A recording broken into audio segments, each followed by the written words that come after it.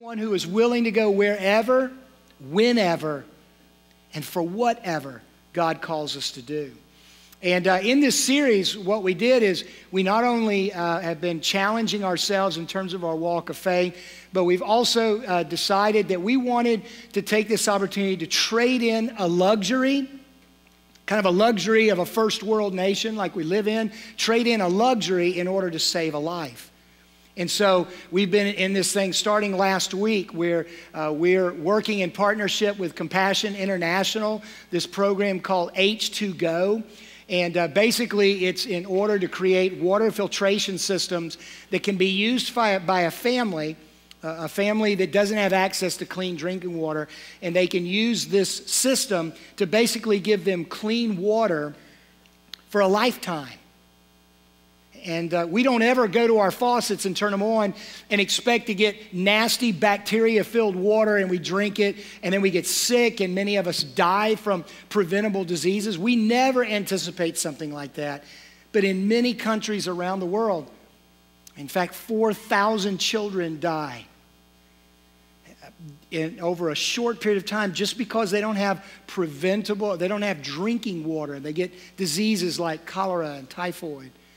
And so we thought that we would trade in a luxury, and one of our luxuries we did as a church was we traded in our worship notes. So instead of having professionally done worship notes, you're given a sheet of paper, notebook paper. And with that money, over this 3-week period, we're saving enough money to buy 15 water filtration systems for families to have a lifetime of water. And sometimes it just kind of makes that worship note not seem like a very big deal, right? Compared to giving people clean drinking water, possibly saving a life. So we decided we were going to also give you the challenge, and it wasn't just going to be about what your church did, but about what we did to trade in some of our luxuries for the sake of saving a life. And we're doing this, and if you weren't here last week, we're doing this in competition with our children.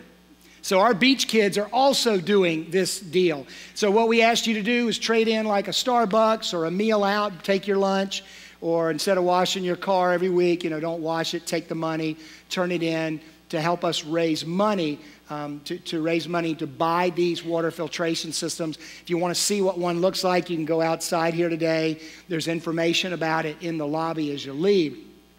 So we put up these containers, these water containers, and we ask you to simply take the money you saved and place it in one of these containers. My goal is to purchase at least 50 water filtration systems, and we've already raised 15 just by not doing the worship notes. So we want to raise 50, and that's not the kids included. That's just us adults. And you need to know what you're up against, okay? I was getting my teeth cleaned this week. My dental hygienist has a 9-year-old daughter.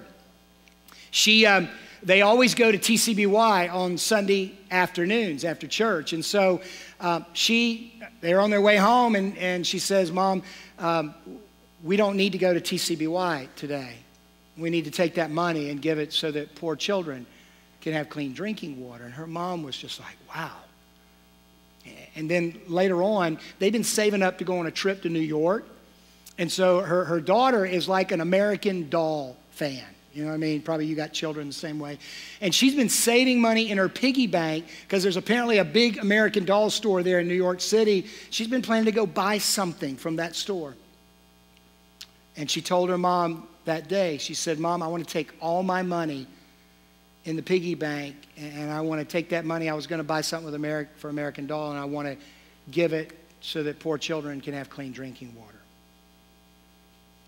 And then, as if that wasn't a challenge to me and to you, just at the end of the week, our children's minister, Leanne Farr, sent me an email about a child that's, I think, only about 5 or 6. I met her yesterday. I think she's about 5 or 6, I think. Maybe not even that old.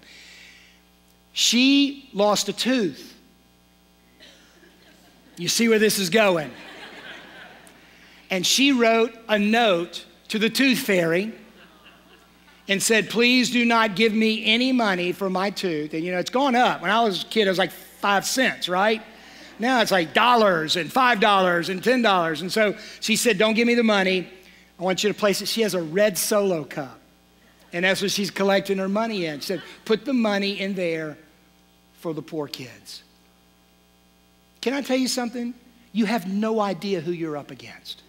You have no idea. Listen, they're going to eat your lunch. Seriously, if we don't get on this as adults. And I'm going to tell you, if the beach kids beat you in the weekend, if they beat you, you will hear about it for years. I will never let you live this down. I'll beat that drum so many times that you're just sick and tired of hearing me talk about, remember that time? Remember that time? All right, so we on it? Okay, you see them, they're up here, back, as you leave, wherever you can find one. And remember, it's not just money, like, well, I got a lot more money than my children. I'll just go reach in my wallet and grab something and we'll show them.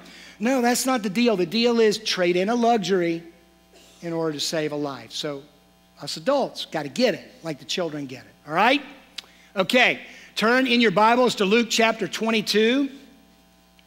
Today we're going to be talking about what does it mean to trade. Yeah, if you need a Bible, raise your hand. We got folks around the church that'll hand you out a Bible. If you don't have one of your own, you're free to keep that Bible and take it home as your own. Just keep your hands up. They'll see you if you need one. Luke chapter 22, beginning with verse 24. As you're finding that, let me set this passage up to you. They're going to have an argument among Jesus' disciples about who is the greatest. And here's why I think they're having this argument. I think part of it could be because in the Gospel of John, we're told that in the Last Supper, and they've just had the Last Supper in this passage in Mark, they've had this Last Supper in John chapter 13. And in the passage, it says that they arrived and Jesus was hosting this dinner and there was no servant to wash feet. And so when there was no servant, and I think Jesus purposely told the servant to have the night off because he wanted to teach his disciples about what it means to serve. And they all walked in as if they were just all that. And they looked and they saw the bowl and they saw the towel and they just passed it up. They said, well, I'm not going to do it. Somebody else can do that. And all of them parade, they take their places around the table, and then Jesus, somewhere in the middle of the dinner, he gets up from the meal and he goes and he takes up the towel and the basin and he washes all of the dirty, stinking feet of his disciples. And I think after that, they're like walking away from that and they're thinking like, well, you should have done them. And they're just like fighting back and forth. You should have, I'm much more important to Jesus than you are. You should have washed the feet, not me. I mean, I was sitting the furthest away from the towel and basin. I could never get over and take, and they're just fighting about who was the greatest. The other reason they could have been fighting is because in biblical times, especially with formal dinners, they would sit at these square tables that were really on the ground, and they would actually recline around the table. The guest of honor would sit smack dab in the middle of this square deal, like in the front, and then on these three sides, and the rest of them would all sit. The one on the right and on the left were like the two guests of honor, like the two most important people. That's why you hear so much about them saying, can I sit at the right and at your left? That was an important deal back then. And then every seat that got further and further away from the host were maybe the lesser significant people at the party. So you can imagine the disciples sitting at a table and then just having all kinds of fits about who was sitting where. So they're having this argument along the road about who is the greatest. So starting with verse 24, a dispute arose among them as to which of them was considered to be the greatest. Jesus said to them, the kings of the Gentiles lord it over them, and those who exercise authority over them call themselves benefactors. In other words, Jesus is saying the rulers of this world use their position and their authority to parade their power and their self-importance. And so he just throws that out there. The rulers of the world, this is what they do. They just lord it over people. And then I think Jesus paused. It doesn't say he paused, but I think he paused.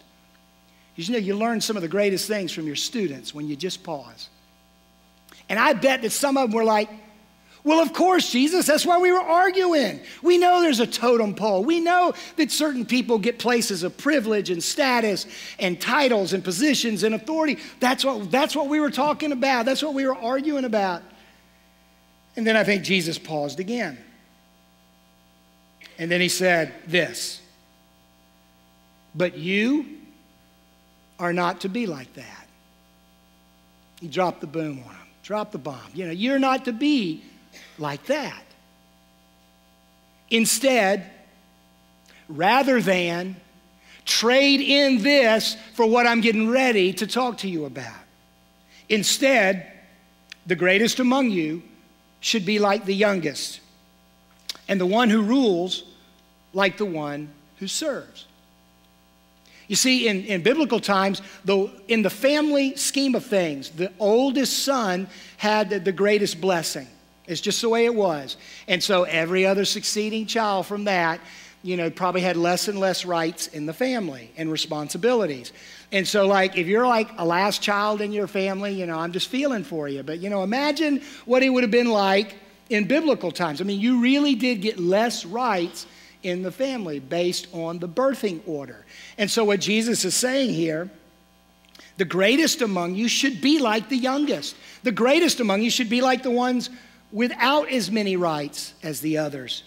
And the one who rules like the one who serves. If you've got influence, if you've got power, if you've got position, if you've got some kind of title, then you are to use that influence not for yourself, but to serve others. And then Jesus asked him a question. For who is greater, the one who is at the table or the one who serves? And I'm sure the disciples are really confused now. It's like, what do we say? He just said it was like the one who serves. And they say, it's the one who serves, Jesus. That's what you just said. He said, no, it's the one who sits at the table. And they're like, now we're really confused. What Jesus was saying was, this is the way it is in the world, right? We're always about me, me, me.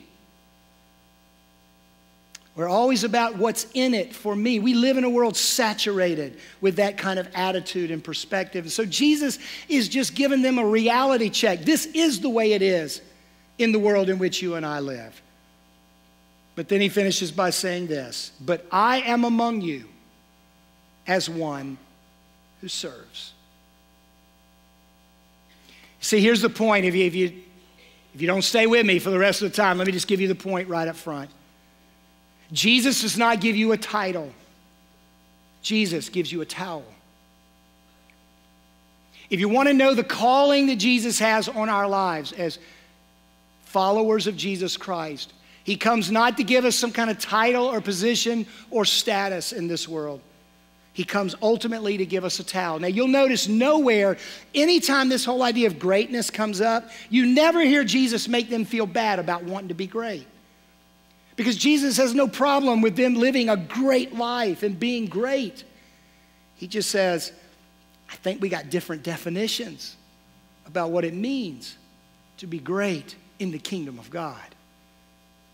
Greatness comes with servanthood. So what does that look like for you and for me? Let me give you a couple of just things that I want to make sure that we mention before we leave here today about what does it mean to be a servant. You might want to jot some of these things down. First of all, servanthood is not a church event or a passing thought. It is a lifestyle that you practice. Servanthood is not a church event or a passing thought. It's a lifestyle you practice. You see, now I know we always tell you got 3 years, we want you to go on a mission trip. Missions is a big deal around here. And we started out, we only had like 1 or 2 mission trips, and then now, like 8 or 10 or 12 or something like that. It's just blossomed over the years because we think missions is one of the greatest ways that you grow in your faith, to challenge yourself to go on a mission trip. And so that we've been pushing you, and some of you have, fought it every step of the way, and you've got all these different reasons. I can't take time off. I don't want to spend my vacation time going on a mission trip. I don't have enough money. I don't want to eat the foods. I have medical complications, and all of those things might be true.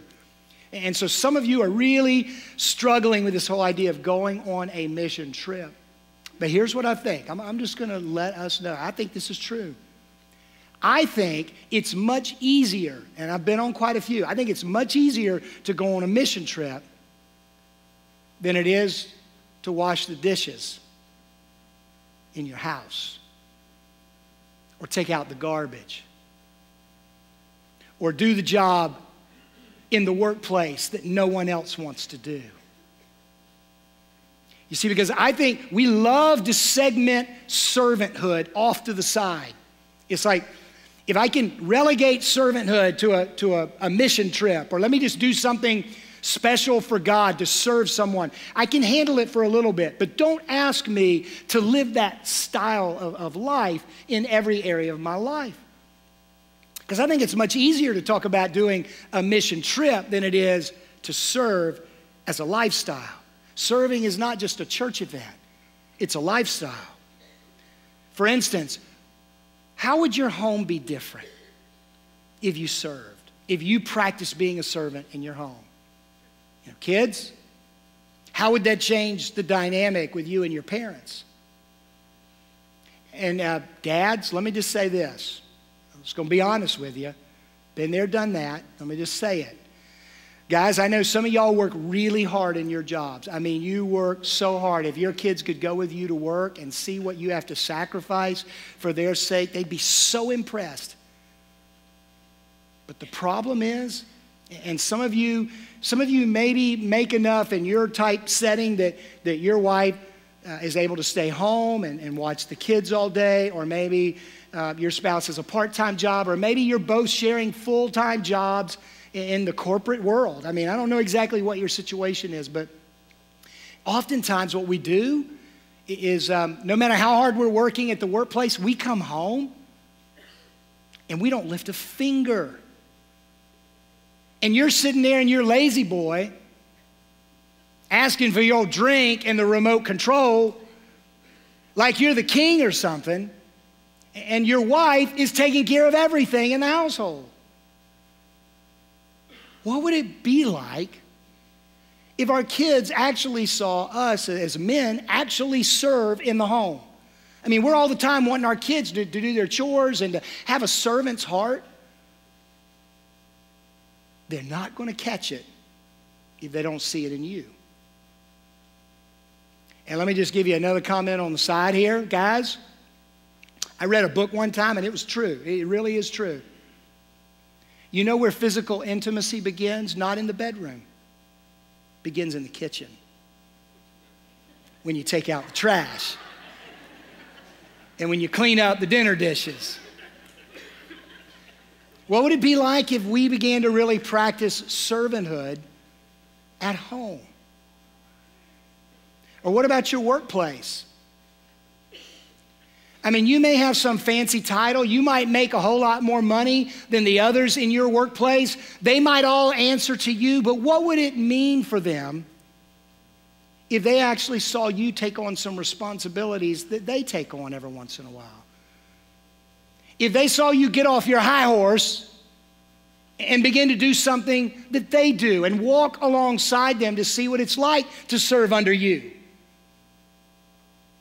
And what would it mean for them to know that you understand what they give up and what they sacrifice every single day? I mean, the corporate world understands this, but sometimes we don't get it. I think it would change the whole dynamic of the office place. And if you're a leader in the office place, it would change the way people view you and the way they serve in the office place if we became servant leaders. And then I think there's this problem in America that we have. It's in the church, it's in our schools, it's in our community. Whenever we see a glaring need in our community or in the church or in the school system, here's what I hear a lot of people saying, and I've said it before too. Somebody ought to take care of that.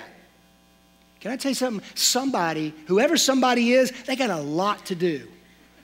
Because every time we turn around, we're talking about somebody needs to take care of that problem in the school system, or needs to take care of that problem in the church, or needs to take care of that problem in the community. Why not you? Why not me? See, I think it would change our schools. It would change our neighborhoods. It would change the church if we began to see that we live a life of servanthood, that we don't just clock in and clock out, but that everything we do in our lives comes from a posture and a place of servanthood. You see a need, you meet it. You notice something that needs to be done, you do it. Serving might mean, for some of us, to listen more and to talk less. For some of us, servanthood might be to let others go first instead of us jumping in line first every time. Serving might be to not wait for a need to knock you upside the head, but to actually go looking for where the needs are in your family and in your workplace and in your church and in our community. Serving might mean for some of us to treat others as more valuable than you. It doesn't mean they are more valuable, because in the eyes of God, every single one of us has tremendous value. It just means that you make a conscientious choice that I will treat others as more valuable than me. It's a lifestyle. It's a way of thinking and a way that you enter into every single environment in your life. But it's also something that we practice. In John chapter 13, when Jesus washed their feet, he kind of put the bowl up and the towel up, and he sat back down and he said, "You see what I have done for you?" Because servanthood needs to be seen. And he says, "I have given you an example that you are to do the same for one another."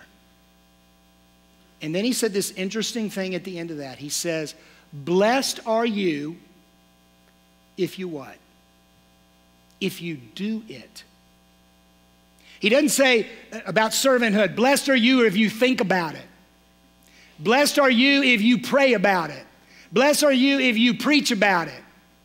Blessed are you if you," just fill in the blank, because we're good at all of them. He says, "Blessed are you if you do it." Servanthood is not a thought. It's a practice. And in fact, I think servanthood doesn't come naturally for any of us. You know what comes naturally for you and me? The Holy Trinity.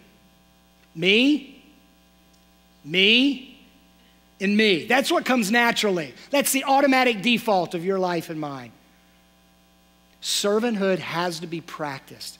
Servanthood is kind of like a muscle. It's got to be worked in order for it to grow stronger. And so the only way that we really begin to develop a heart of gratitude and a life of servanthood is if we practice it. But the other thing about servanthood is this. Servanthood is ultimately about him and them. Servanthood is not ultimately about you or me. Servanthood is about him and them. I wrote a couple of things down in my journal that I wanted to share with you about servanthood. Here's what the scripture says. Jesus himself said this, "I came not to be served, but to serve, and to give my life as a ransom for many." The one who should have been served like crazy is the very one who said, "I don't come among you as one to be served, but one who serves." And then in Philippians chapter 2, I love what Paul writes about the life of Jesus and about who we're called to be as his followers. He says, "Do nothing out of selfish ambition or vain conceit. Rather, in humility, value others above yourselves, not looking to your own interest, but each of you to the interest of others.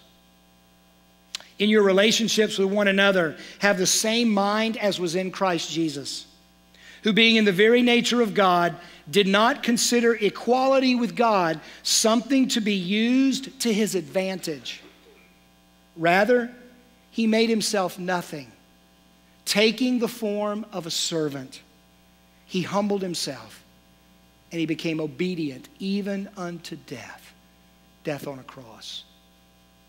When they were having arguments in the early church at Corinth, people were dividing themselves among each other because there were some great preachers in that day. Apollos was a great preacher, eloquent, awesome on-fire preacher. Paul was preaching, Peter was preaching, and all of these people began to divide up into camps. And they said, "Well, I'm following him, I'm following him." And preachers almost developed this kind of celebrity mentality.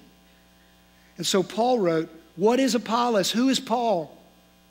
We are only servants through whom you have come to believe.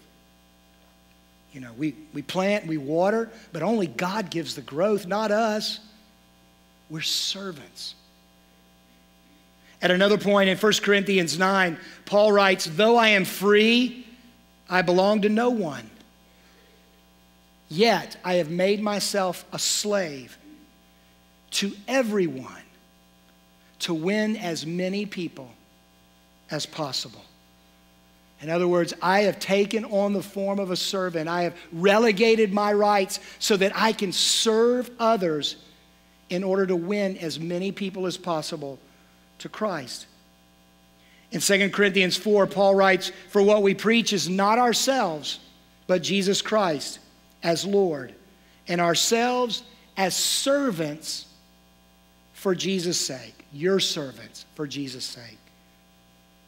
Later on in Galatians 5:13, Paul writes, you were called to be free, but do not use your freedom to indulge the flesh.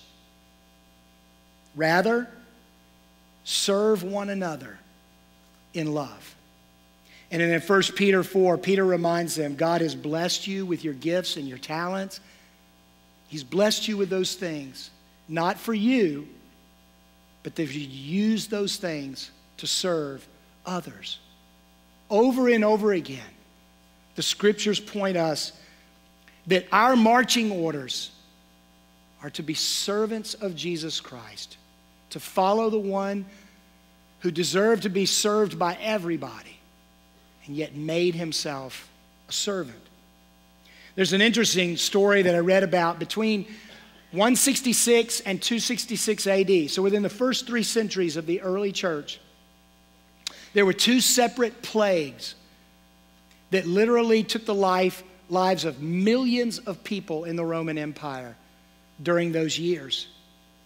And during that time, Marcus Aurelius, who was an emperor, and he was a soldier, he was a philosopher, and Marcus Aurelius made this comment about Christians in the midst of those plagues where everybody was running for their lives. I don't want to get around sick people. You know, people were giving it to each other. They didn't even know that, and they were just running as far as they could from it. Here's what he wrote. He said, Christians are not afraid of the plagues.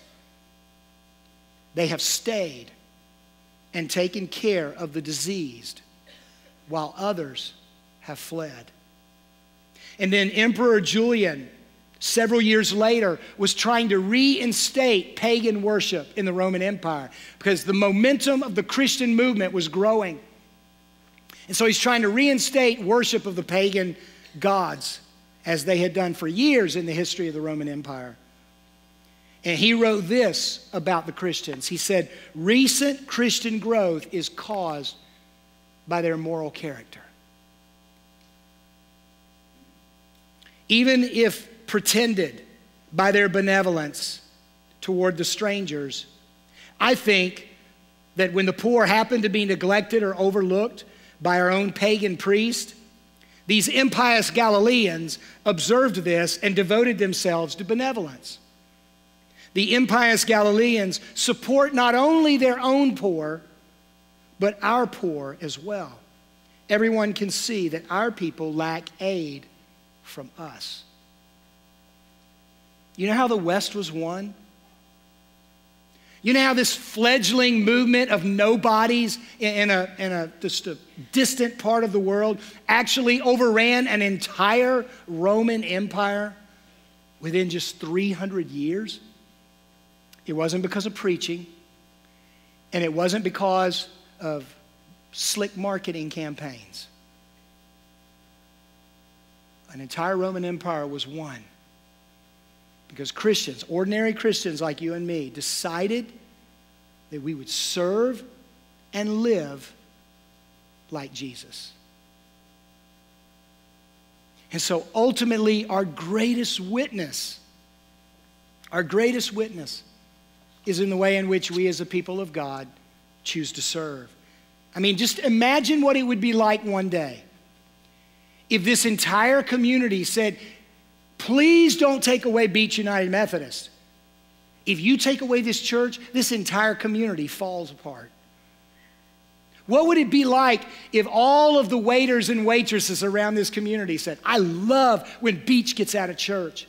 Because these people come up and show up in our restaurants. They treat us like real human beings instead of nobodies.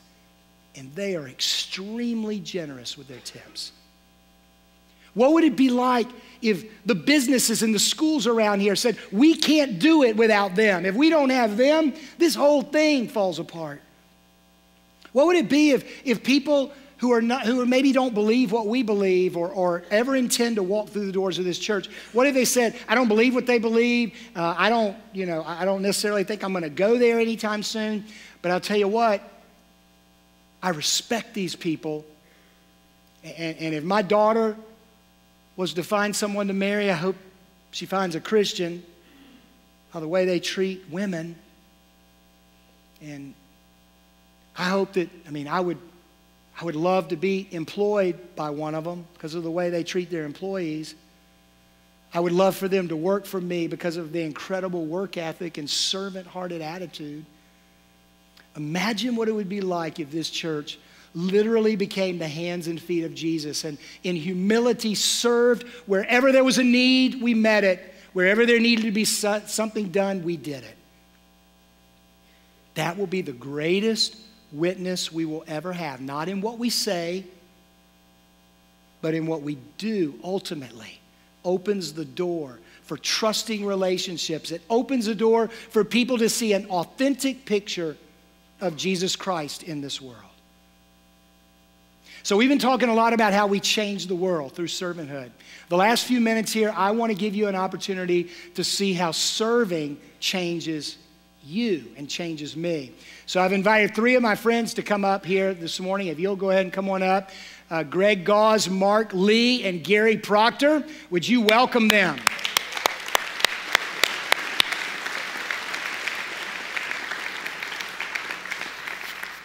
Yeah, grab that and come on up. So what does a drywaller and a plumbing contractor and a psychiatrist have in common? Here's what they have in common. What they have in common is that they've learned about the fellowship of serving. And they've become close friends over the years. These guys are no strangers to serving. In fact, I've been here for over 10 years, and these guys have been donating supplies and serving in the background. No one ever even knows they're doing it. They're just back there doing it. And they don't want any applause or recognition for it. They've just done it as a part of building the kingdom. And believe me, these guys are not perfect. I know every one of them. Right? Just like the rest of us. We're all struggling. We're all dealing with our stuff. So are these guys. But these guys are men of great courage. And my life has been blessed and inspired by the way they just simply and humbly serve. So I wanted to give you a few minutes just for me. I'm going to ask them a few questions and let them have the opportunity to respond. You guys, somewhere along the way, you moved from serving as a church event to serving as a calling and a lifestyle. And y'all were sharing with me a little bit about what does it mean, what has blessed you about serving. And one of the things y'all said was, there's something about coming face to face with the poor in this world that just changes your heart and changes your life. So, Mark, you had a couple of things that happened with that. Share that with us. Okay. First of all, I want to say I'm very humbled to be here and scared to death. Okay. But we'll make it through it. But no matter where we go as missionaries, we always try to look for the least of the least. Whether it be Costa Rica, the Nicaraguans, or now it's Panama, and it's the Nobi Indians. And a couple of needs that we see there, we had one time where we had brought a mattress out into the woods where people just live under a piece of plastic to give to a lady that was suffering from arthritis. She was 90 years old, and she really couldn't sleep at night. So some people got together, and they brought her a mattress just, because she slept on a piece of wood for her whole life. And she died like 6 months later. So at least, she had some comfort in that last 6 months. And then where the orphanage is being built, right behind there, there's lots of families, Nobi Indians, that live there. And, they started a feeding program, but before that even happened, we brought food to one of the families. And, they said, thank you very much.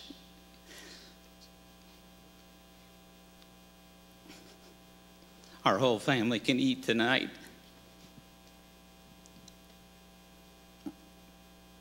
I mean, here in the U.S., when have you ever told your child that, look, tonight you're not going to eat, you can eat tomorrow night? Yeah. And that really stuck with me and stays with me. Yeah.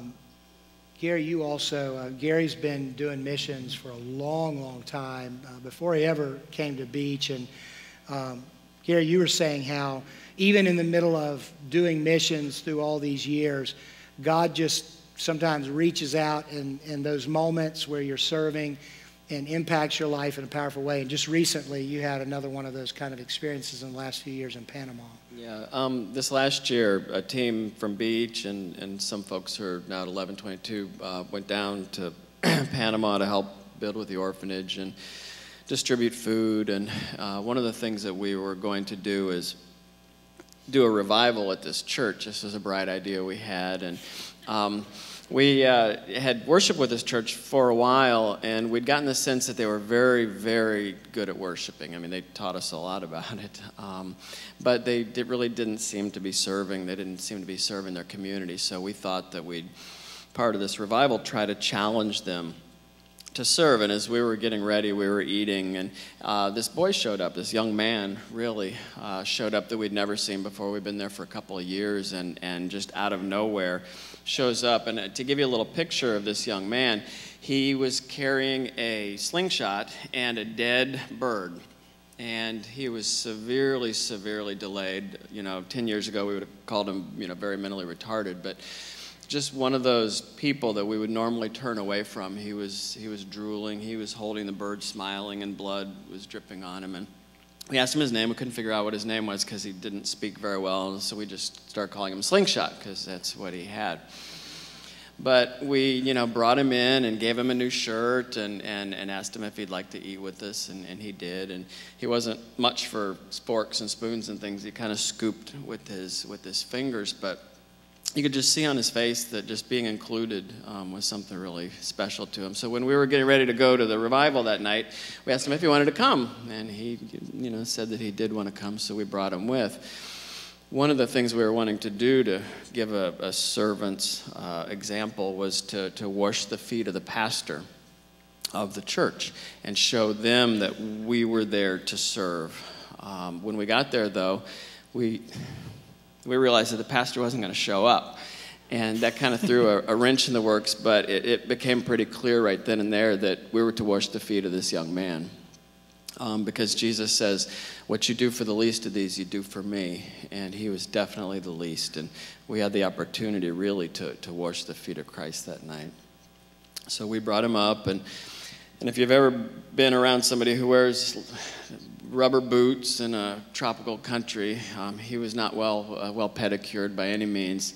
But we sat him down and we washed his feet in front of the congregation. And then we got basins and washed the feet of all the people in the congregation, even the Nobi Indians, which even in that church, they would have to sit in the back. They were kind of like the untouchables, the lowest of the low or the least of the least. And it really shocked that congregation that the gringos were there and were sitting down at the feet of the Nobi and washing their feet.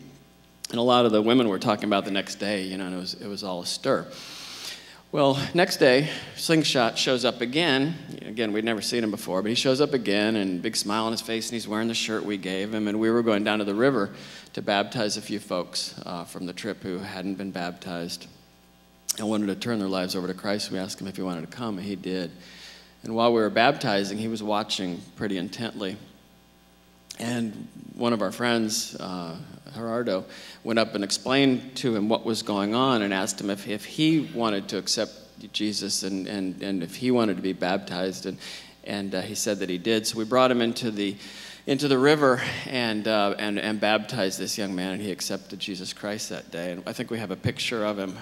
He was coming up out of the water in the river there, and just that experience it's been overwhelming to me, and this is one of the reasons I do missions.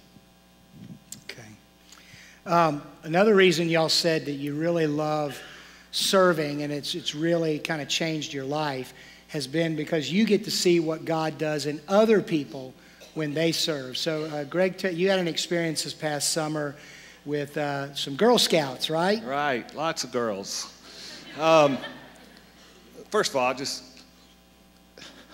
I love serving with my best friends by your sides. There's not an experience in the world like it, and we've come to grow real close together and just love what's going on in Panama and what we're doing there. I told him I'd have tissue, and I forgot to bring the tissue up. So. It might get worse. I'll stay. No, I love when we take these groups, and there's probably quite a few of y'all out there that might have been on a trip already, but people, it seems like once you commit to go to a trip that Satan jumps on you like no other. We're already just inundated with pressure and stress and the bondage of this world. And then you throw that in there to try to stop anything good from going on with God. But we get to Panama and these trips, and I love watching the things that happen to the people that come there. Because over the few days that we're out in the woods and we're sharing and giving to the poor, which I love doing that, there's a moment that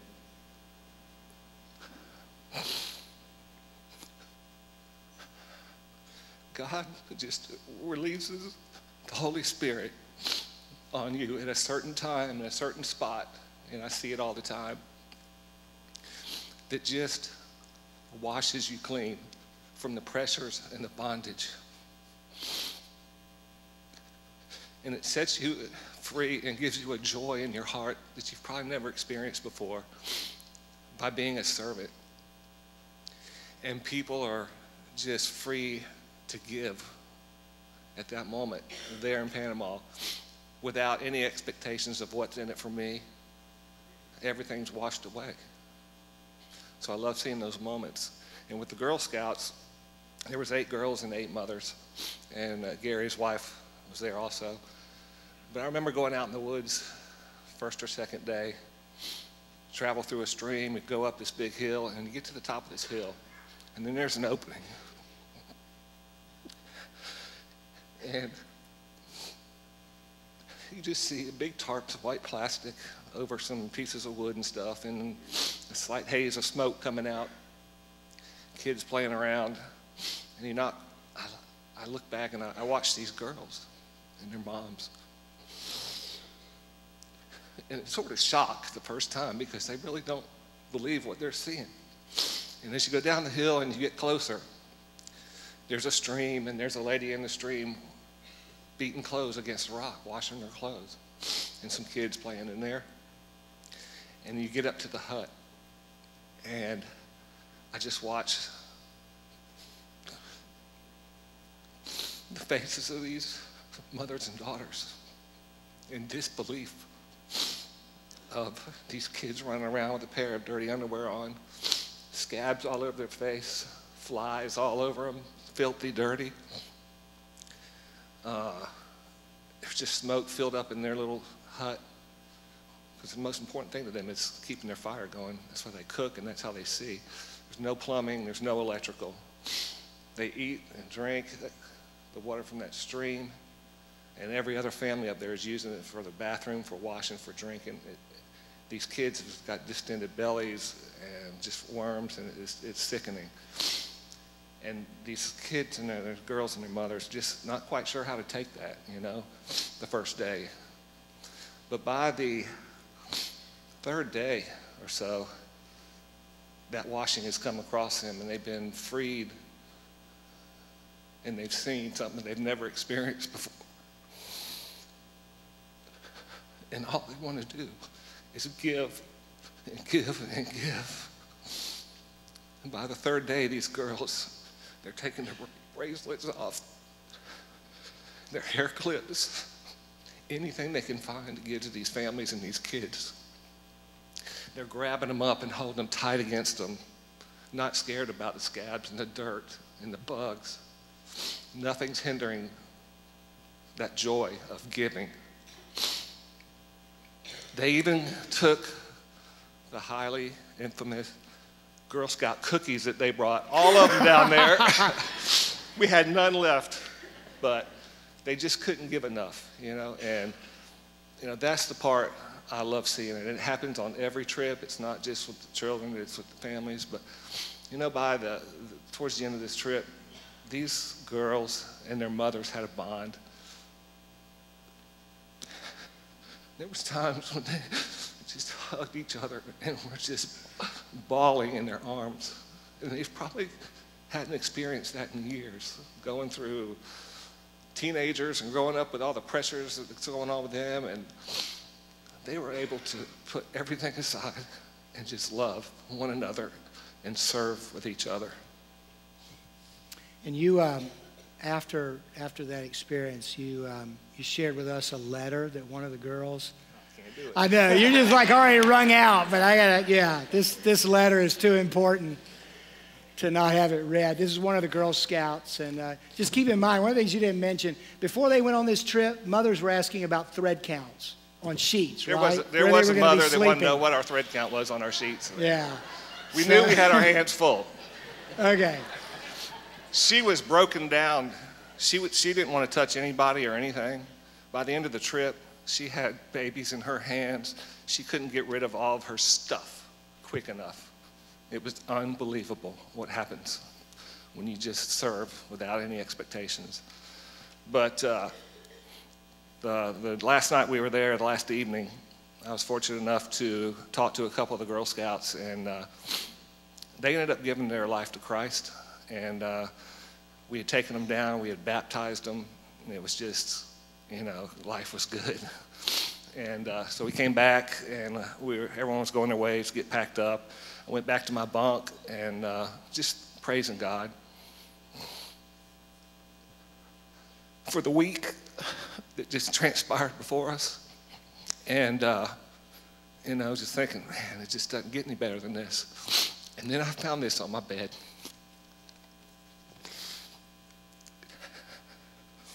Dear Greg, I'm sorry I never got the chance to share this with you, but you are the third person I've shared this with behind my mom and Miss Julie. Wednesday night, I was praying, and I started crying.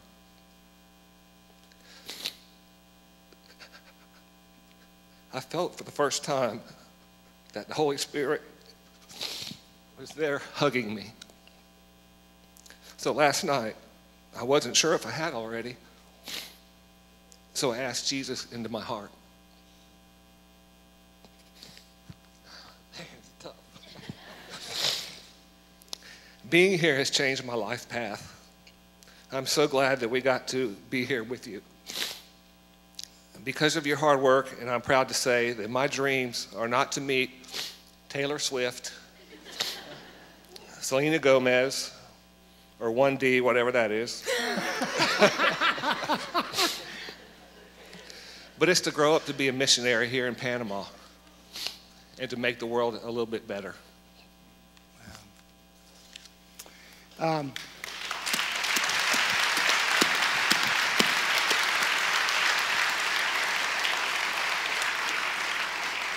Mark, in 30 seconds or less, share with them what you said to us. I think this would be a fitting way to end.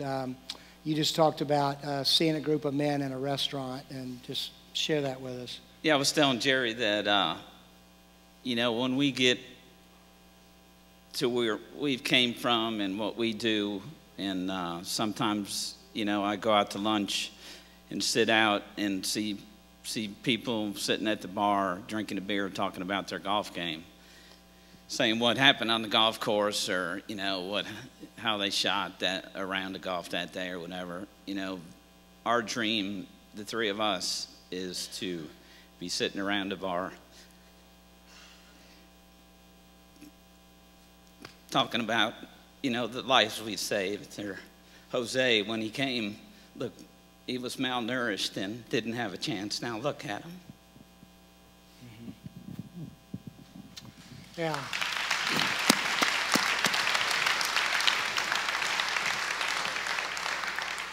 One of the things that has just come through so clear with what these guys have shared is that, one of these days, when we look back on everything in our lives, it's just that we all hope and pray that one day when we look back, it won't be just about a golf score. It won't be just about how well we did in the workplace. It'll be, how we were a part of being used by God to be the hands and feet of Jesus to actually save lives and to change the world. And so we want to thank you guys from the bottom of our hearts for all you're doing, for all you will do, and for inspiring and challenging us as your church to step out and serve. So thank you so much.